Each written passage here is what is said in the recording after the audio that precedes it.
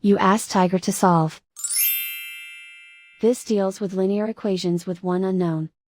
The final result is x equals -1. Let's solve it step by step. Group all constants on the right side of the equation. Subtract 1/2 from both sides.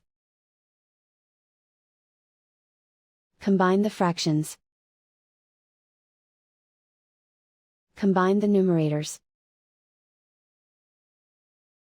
Reduce the zero numerator. Simplify the arithmetic. Combine the fractions.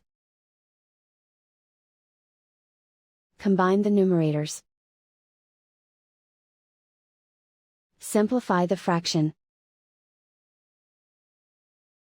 And so the final result is x equals -1.